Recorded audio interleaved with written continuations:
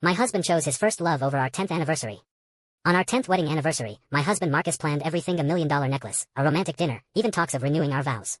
When he got down on one knee to propose again, I pulled out divorce papers instead. Sign them. We're done. His eyes turned red as he tore the papers to shreds. Do you really hate me that much? Chapter 1. I just finished my skincare routine when I noticed 7 missed calls from Marcus. I texted him instead. What's wrong? The phone rang immediately. Baby, I'm drunk. Come pick me up. His voice had that whiny edge he only got when he'd had too much. Nothing like his usual composed CEO persona. It was past midnight. My beauty sleep was more important than his drunken games. I called our driver James instead, then went to bed. But sleep didn't come. An hour later, the front door slammed, followed by stumbling on the stairs. I met him in the hallway, staying 6 feet away from the alcohol fumes. Why didn't you come? Everyone laughed at me. You always used to pick me up. He swayed toward me, arms outstretched. Then he saw the disgust in my eyes and froze. I'll shower first. Martha has hangover soup ready, I called after him. His face lit up. You made me soup? You're the best. After one sip, he frowned. Did you change the recipe? Martha made it. I was sleeping. Finish it and go to bed. Did I wake you? He laughed bitterly. I thought you'd come for me. I lost the bet. Chapter 2. Marcus had been out with his college buddies. Their stupid drinking game, call your wife to pick you up. Last one to get collected pays the tab. Marcus lost. When his friend Jake left, his girlfriend gave Marcus a pointed look. Everyone knew about Marcus and his first love, Sophia. How they'd been seen together at restaurants, galas, business trips. How I stayed married anyway, playing the devoted wife waiting for her husband to come home. They said I must be desperate. Or stupid. Or both. Once upon a time, I had loved Marcus that desperately. One text and I'd drop everything to be there. Back then, he was my whole world. Now, he was just my co-parent. As long as the checks cleared and he showed up for Oliver occasionally, I didn't care where he spent his nights. Before Sophia came back, we'd been that couple everyone envied. But after he chose her over and over, after I lost our baby because of her, after countless nights waiting for him to come home, the love died. The woman who loved Marcus Peterson was gone. Chapter 3. The next morning, I sat with Oliver at breakfast. Did you pack your homework? Got everything? Mom, relax. I'm a big boy now.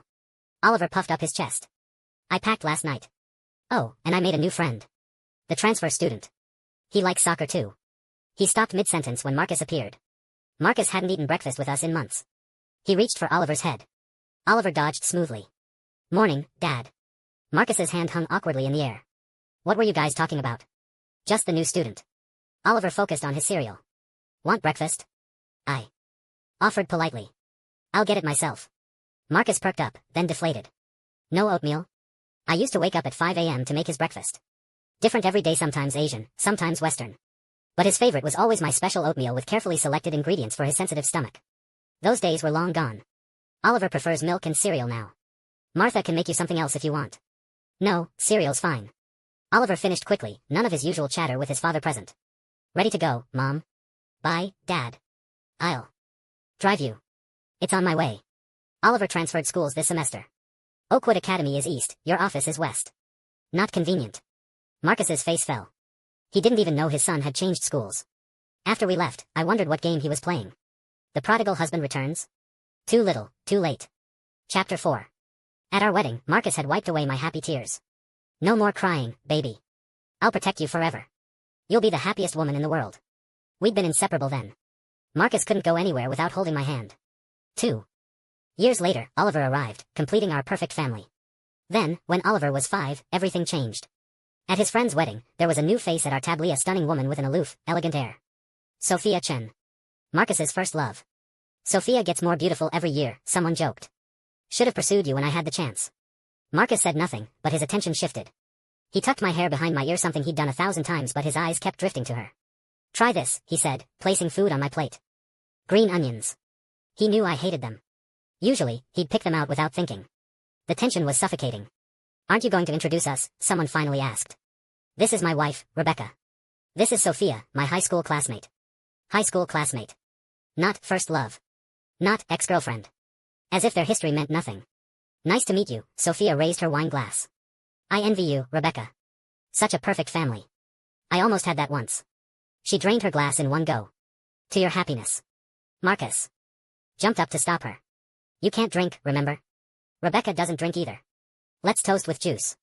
But Sophia had already finished, staring at Marcus with tears in her eyes. Chapter 5. By 9:30, Oliver was exhausted. Marcus was supposed to drive us home first, then return for the after-party. Becca, Sophia's drunk and it's raining. I'll just drop her off quickly. He didn't wait for my answer, already rushing after her stumbling figure. I don't want to go home. Let's keep partying. You can barely stand. You never could hold your liquor. He grabbed her hand, pulling her along. Mommy, where's Daddy? I'm sleepy. Let's go home, sweetheart. Marcus's text arrived, can't make it back. Take a cab. But it was pouring rain, I was holding a tired child, and cabs were scarce. The night grew colder. My heart colder still. Marcus came home at 3 a.m., sliding into bed behind me. I shifted away. Mad at me? He moved closer. Sophia was sick. I had to wait for the cleaning service. You know she's allergic to alcohol severely. She could go into shock. Then. Why didn't she refuse the drink? I know it bothers you that she's back. But she left me for Paris years ago. I was heartbroken, yes. Then I met you. You and Oliver are my world now. He pulled me close, his voice husky. Let me show you. I melted, choosing to believe him. Chapter 6. Life seemed normal again. Marcus played the perfect husband and father. Until I saw Sophia at his office. Just business, he explained. She runs an art consultancy. The hotel needs exhibitions. But then. I brought him lunch one day and found them inches apart, about to kiss. I slammed the door open. Rebecca? What are you doing here? Watching the show, apparently. It's not what it looks like. Sophia reached for me. I shoved her away. She fell, hitting her head on the desk corner. Rebecca. Are you insane? Marcus rushed to her. I hadn't pushed her that hard. I'm fine, Sophia whimpered. I know she didn't mean it. Hospital. Now. Marcus helped her up, shooting me a disappointed look. Chapter 7. I kept finding her perfume on his clothes. Seeing their photos on social media, their hands holding champagne glasses, his wedding ring visible. Marcus worked later and later. We're just friends. Business associates. What? I can't have female friends. She needs networking help. So he took her to galas instead of me. Her car was rear-ended. She doesn't understand insurance here. One call and he'd leave immediately. Sophia had become my nightmare. Chapter 8. I'd booked a weekend at a mountain resort, one last attempt to save us. I even had a surprise for Marcus. Halfway there, Sophia called. Marcus. Pulled over. I'm sorry, something's happened to Sophia. We'll have to postpone. Is she dying? Call 911 if it's an emergency. Why does she always need you? Do you have to be so dramatic? We can vacation anytime. She's alone and needs help. I'm getting out. If you're leaving, go. But I'm taking this vacation. It was our first real fight in front of Oliver. He started crying. Marcus actually opened my door. The sudden movement made my stomach cramp. Wrong? Oliver pounded on the window. My stomach. Marcus, hospital. Please. Sophia's sick and now you're sick. Really, Rebecca? The timing? He drove away, leaving us on the empty road in the rain. Chapter 9. I woke up in the hospital. Miscarriage. Marcus sat beside my bed. The baby's gone. Don't be too sad. Focus on getting better. I closed my eyes. I couldn't look at him. A week later, I came home to find Marcus waiting. I want a divorce. I tried to control my feelings, but I can't. She was gone 7 years. I thought I'd forgotten. But it's like a dormant volcanoid erupted the moment she returned. She's my first love, my purest love. I can't forget her. Sophia's pregnant. It's my fault. I'll make it right financially. Rage consumed me. Not just the betrayal, the complete dismissal of our 7 years together. She was true love. What was I? What was our marriage? I was the punchline to their love story. Marcus's mother intervened. You begged to marry her. Now divorce? Think about the company's image. You want a divorce? Over my dead body. Or leave Peterson Industries. We stayed married. Chapter 10. My mother-in-law, Patricia Peterson, never liked me. Wrong social class, wrong family background. The first time Marcus brought me home, she barely looked up. Sit. We exchanged maybe 5 sentences. I wanted to run. But Marcus held tight. That's just how she is. Dad died young. She built the company alone. She's used to being the boss. Give her time. Even after marriage, Patricia remained cold and demanding, listing rules for being a proper Peterson wife. I endured it all for Marcus. Until he asked for a divorce, I'd never seen her take my side. But she loved Oliver. That's why she refused the divorce. 35% of Peterson Industries shares were in Oliver's name, managed by me until he turned 18. Plus the 5% she'd left me. Marcus only had 25%. He needed our shares for control. Chapter 11. I started receiving flowers at work. Enormous bouquets, roses, tulips, lilies. Rebecca, you're so lucky, my assistant gushed. I saw Marcus's name on the card and left them for the staff. Every day brought new flowers. When I called to make him stop, he sounded like an eager puppy. Don't you like them? Imported from Holland. You love tulips, remember? Our office can't hold any more flowers. And I don't like the attention. I'll stop. But, dinner tonight? Bernardino's has fresh oysters. Your favorite. He laughed. Remember our third date? You ate a dozen oysters. Then worried I'd think you were a glutton. I like a woman with appetite, he'd said then, grinning. Back when he was my Prince Charming. When every date felt like a fairy tale. I'm going to win you back, Becca. Starting over. Starting over? Some things, once broken, can't be fixed. I have plans tonight. Chapter 12. I did have plans. My friend Lisa had recommended her boyfriend's casino lawyer. David Mitchell was younger than expected, wearing wire-rimmed glasses that made him look gentle. Nothing like the shark. Lawyer reputation suggested. I showed him my documentation. I want primary custody of Oliver. The financial split is negotiable. Your requests are reasonable, Mrs. Peterson. I'll draft an agreement this week. He drove me home. I hadn't brought my car. Ever the gentleman, he opened my door. Thank you, Mr. Mitchell. Call me if you need anything.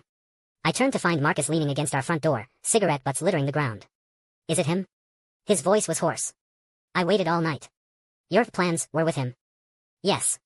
I stepped around him. It had been a long, hot day. My indifference snapped something in him. He grabbed my arm. We're still married, Rebecca. I'm still your husband. I laughed. Funny how you remember that now. Chapter 13. Sophia never had the baby. The family pressure kept Marcus from divorcing me, so she terminated the pregnancy out of spite. I'll never forget the night Marcus burst in, soaking wet. Oliver ran to him, excited. Daddy. Are you here to help with my project? I handed Marcus a towel. Out of habit. He threw it on the floor and screamed at me. Happy now? This is what you wanted. Sophia had aborted the baby. Somehow, that was my fault. You're disgusting, Rebecca. Using dirty tricks to keep me. I'll never come back to you. He stormed out before I could respond. My heart froze that night. No warmth could reach it again. Chapter 14. Marcus officially moved in with Sophia. Our arrangement worked for Memonet for Oliver's needs, occasional visits, separate lives. He destroyed me once. I'd wanted revenge, wanted them both to suffer. Then I realized, why was I wasting my life on hate? A husband who never came home, money in the bank, a wonderful son wasn't this perfect? Once I adjusted my perspective, life became good again. But Marcus wanted to play happy family now. Making breakfast badly. Attending Oliver's games late. Planning vacations interrupted by Sophia's calls. Mom, I want to donate my trophy to charity, Oliver said after his game. My sweet boy had grown kind and confident despite everything. Oliver, if Daddy and I divorce, would you blame me? He thought carefully. We're fine on our own. I want you happy, Mom. If Dad makes you unhappy, leave him. Lisa called. You're sure about this? I'm done being the bitter ex. I have Oliver, my friends, my life. Time to make it official. Chapter 15. Our 10th anniversary. Marcus had rented an entire restaurant, filled it with roses and candlelight. He presented a sapphire necklace worth more than most people's houses. Happy anniversary, darling. Then pulled out an itinerary. Europe. Milan. Then Cinque Terre. Marcus. I placed the divorce papers between us. Let's end this. I'm setting you free for Sophia. Review the terms. He tore them up and fled. Chapter 16. The next Peterson Industries board meeting, I allied with other shareholders to remove Marcus as CEO. With 40% of shares under my control, I had the votes. Marcus stormed home with his termination letter. Explanation. Now. You're too emotional to lead effectively. A professional CEO is better for the company. This is revenge. You hate me. That much? He crumbled. Take everything. The company, the money, just forgive me. I want a divorce. Anything but that. People make mistakes, Becca. One more chance. So when you decide Sophia's your true love again, I get abandoned again? We're done. I swear. You only love yourself, Marcus. You think everyone revolves around you. I'm not waiting anymore. His phone rang. Sophia. Better answer. Might be urgent. I sneered. I hate you, Marcus Peterson. Sophia screamed through the speaker. His face went white. Sophia had kidnapped Oliver. Chapter 17. We found them on an abandoned construction site. Sophia held a knife to Oliver's throat, teetering on a ledge. No police or the boy dies. We won't call anyone. Please, let him go. I'll give you money, millions. You can start over anywhere. Marcus pleaded. It's her fault. That bitch stole you. Sophia's face twisted with madness. Let Oliver go. Take me instead. I signaled our secret code to Oliver. While I distracted her, he bit her wrist and ran. I grabbed a metal bar as Sophia charged with the knife. Marcus stepped between us. Get Oliver out. I'll handle her. Be careful. I called 911. Now? She's sick because of me. Even now, protecting Sophia. As we reached the ground floor, we heard screaming and crashes. Marcus and Sophia had fallen down the stairs. The knife was buried in his chest. Chapter 18. Sophia survived, paralyzed from the waist down. She'd face trial once she recovered. Marcus fought for a day and a night in surgery. He couldn't speak at the end, just stared at me with pleading eyes. I forgive you, I said. What was the point of hating a dying man? He reached for Oliver. Don't worry, Dad. Mom and I will be okay. At the funeral, everyone called Marcus a devoted husband and father. His death had given him the redemption his life couldn't. Epilogue, Marcus's perspective. Sophia was my first love. We dated secretly in high school, young and passionate. We promised forever. Then she left for Paris, chasing her dreams. She abandoned me. For years, I couldn't let anyone close. Until Rebecca. She wore a white dress that first day, long black hair, looking so much like Sophia from behind. I was lost for a moment. I pursued her, and we fell in love. Real love, I thought. I defied my mother to marry her. We had Oliver. We were happy. Then Sophia returned. At first, she was just an old classmate. But Rebecca grew jealous, violent. She hurt Sophia. During one late night at work, Sophia made coffee and asked, "Do you ever miss what we had?" That's the past. I'm married. Now. Do you love her? I hesitated. She's a good wife. After all these years, it's more responsibility. Sophia's look was pure want. I couldn't sleep that night. Then I lost control. When Rebecca miscarried, I asked for divorce. My biggest regret. In my dreams, I see her broken, empty, all light gone from her eyes. My heart breaks every time. Sophia and I weren't happy. She was vain, selfish, demanding. Nothing like Rebecca, who'd made our house a home, who'd waited up no matter how late I came back. I even missed her cooking. But I was too proud to admit my mistake. Then in Paris, we were mugged. Sophia pushed me toward the attackers and ran. She claimed she'd gone for help. I came home to Rebecca. Once, driving drunk, Rebecca swerved to avoid an oncoming car.